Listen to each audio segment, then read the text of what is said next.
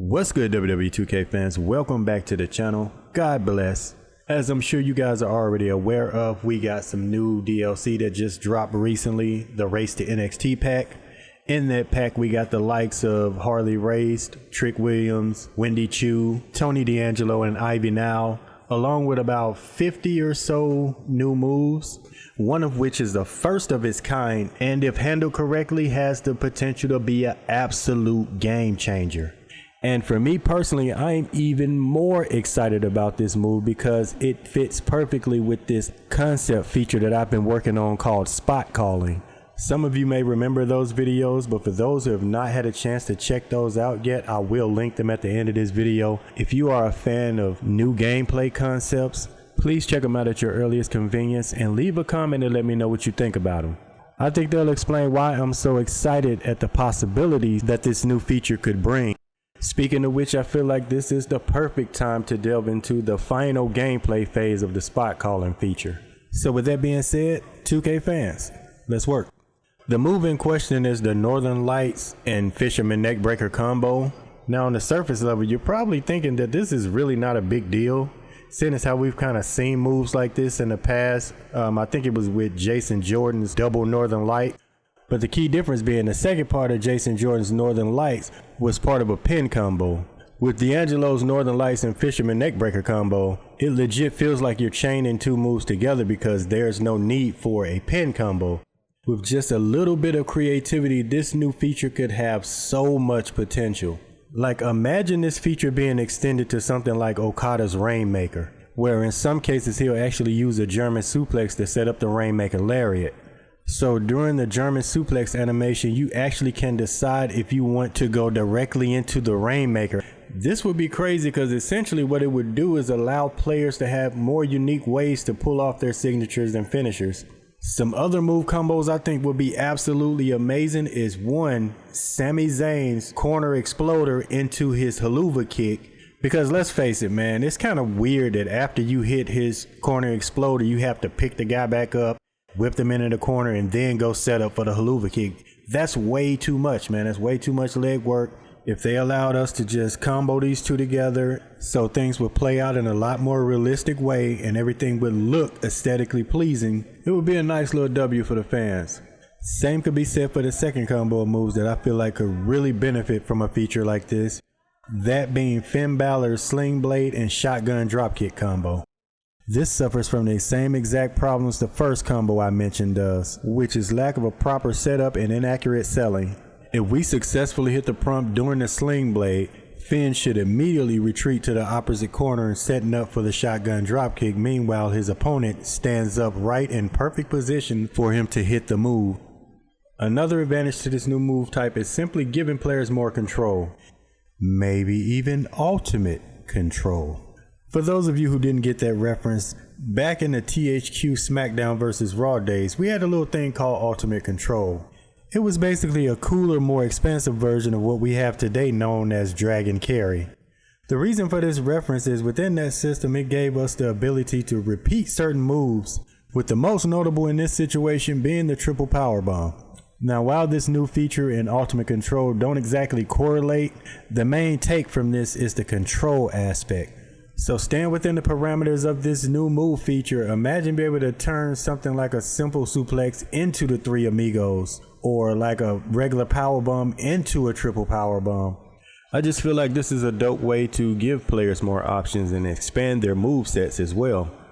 But like the old saying goes, with great power comes a great way to stop that power. So with that being said, we definitely need a way to counter this ability.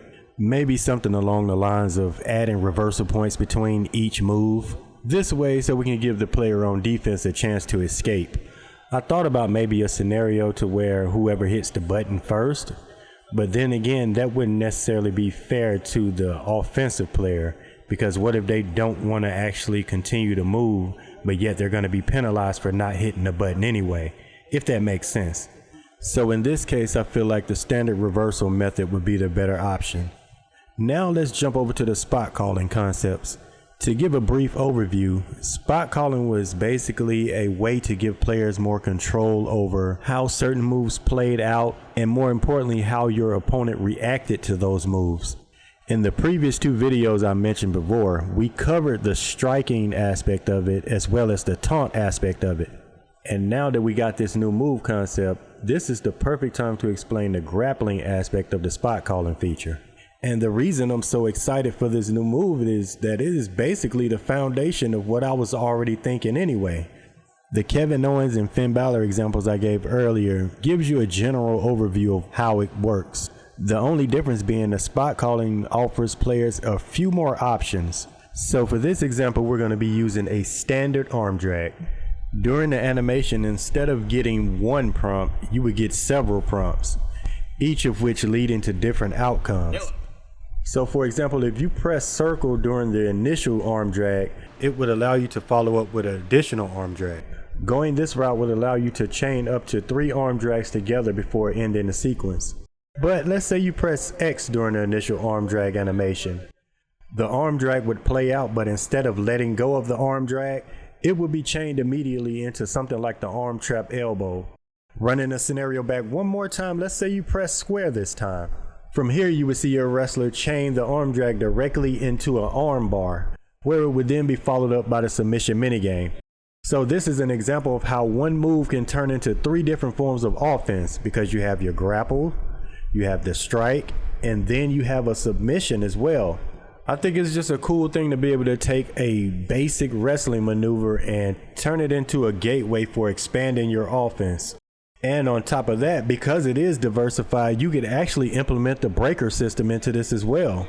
And with just a little bit more creativity, you might even be able to pull off chain wrestling, a feature that a lot of us has been wanting back since it first got stripped away from the game. But that pretty much wraps up the spot calling feature. One quick side note before I forget, I would love the option to be able to decide which moves we would like to see chained together. Like a quick example, instead of doing the arm drag into the arm bar, maybe you could do the arm drag into like a dragon sleeper or something like that. Do me a favor and comment down below and let me know what you think about the last piece of the spot calling feature. I would love to hear your thoughts and critiques on it. And lastly, I would love to see a scenario where you're able to link your finishers into other finishers. The 2 standout wrestlers that come to mind when I think about this are Cody Rhodes and John Cena. We've seen both of these guys on several occasions hit a finisher, but instead of letting go, they would hold on and roll through and then hit the move for a second and sometimes even a third time. This would go crazy, man. I'm not even gonna hold you. Imagine hitting a AA or a crossroads and then having the option to hit the finisher button again to repeat. And if you have up to 3 finishers stored, that means you can hit the move 3 times. Again, this is just another possibility that can become a reality with this new feature. So simply put, man, this feature can go as far as 2K is willing to take it. I mean, it's really only limited by their creativity. 2K fans, let's hear down in the comment section. What do you guys think about this new move and all the potential that it could possibly hold? What improvements or additions would you like to see made to it? Or are you on the other side of the fence and just feel like it's really not all that innovative? Let it be known.